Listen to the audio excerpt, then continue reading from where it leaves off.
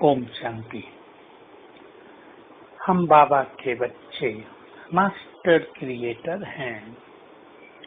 किसी भी स्थान के वाइब्रेशंस को क्रिएट करने की क्षमता हमारे पास है। हम अपनी इस क्षमता का प्रयोग करें। हमें एक बहुत बड़ा महान कर्तव्य मिला है, सृष्टि को नूतन बनाने का, भगवान के साथ ये महान कार्य करने का। हम सभी को अपने घरों में, अपने परिवारों में, अपने सेवा स्थानों पर वाइब्रेशंस को रूहानियत से भरपूर करना है।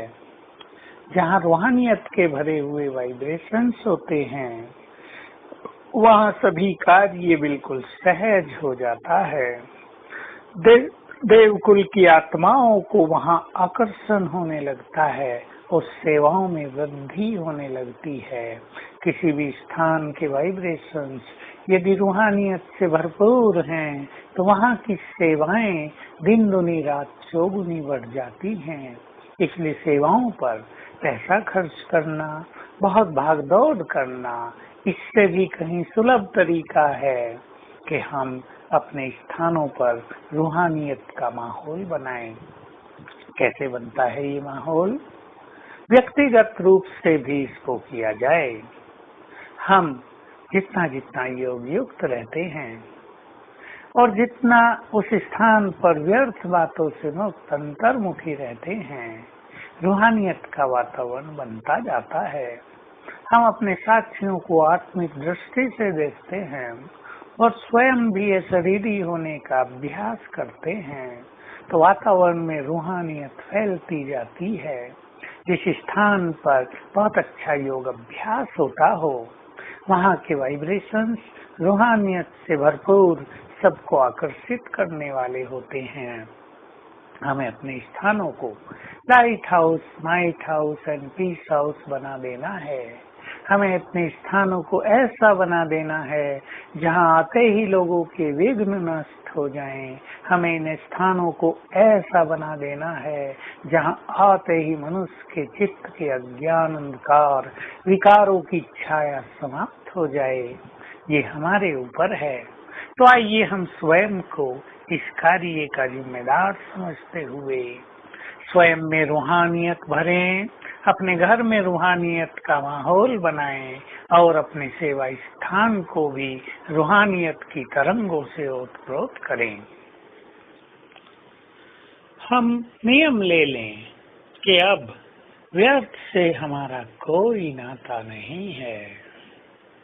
हम अपने श्रेष्ठ स्थानों पर व्यर्थ की लेन देन नहीं करेंगे, तेरे मेरे में नहीं रहेंगे, छोटे विचारों में या नेगेटिव विचारों में नहीं रहेंगे, क्योंकि यही चीजें हमारे वातावरण को भारी करती हैं, सांसारिक बना देती हैं। हम जिनकी ओर सारा संसार प्यासी नजरों से देखेगा, अब भी देख रहा है, हम सभी को अपने महान कर्तव्यों को पूर्ण करना है।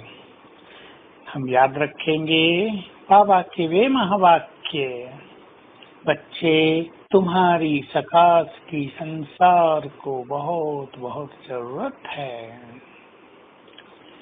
जब दुखी होकर भक्त आत्माएं बाप को याद करती हैं, तो बाप अपने बच्चों को याद करते हैं, इन्हें सकाश दो।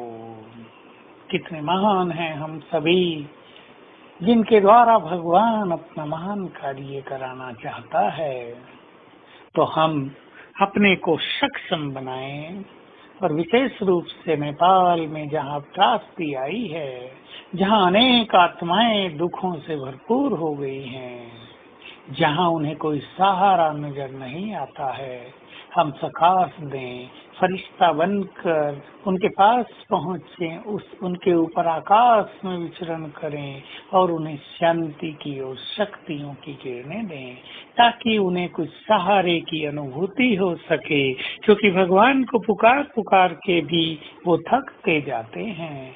तो आज सारा दिन हर घंटे हम उन पीड़ित व्यक्तियों को सकाश देंगे, कभी यहीं से कि मैं मास्टर सर्वशक्तिवान हूँ, मास्टर दुख हरता हूँ। और योग लगाएंगे और प्रैक्टिस करेंगे। मेरे मस्तक से किरणें निकलकर उन सभी पर पड़ रही हैं। दूसरा अभ्यास करेंगे, मैं फरिश्ता वहीं आकाश में ऊपर हूँ। बाबा से शांति की किरणें मुझ पर पड़ रही हैं और मुझसे नीचे सब पर पड़ रही हैं। ओम शांति।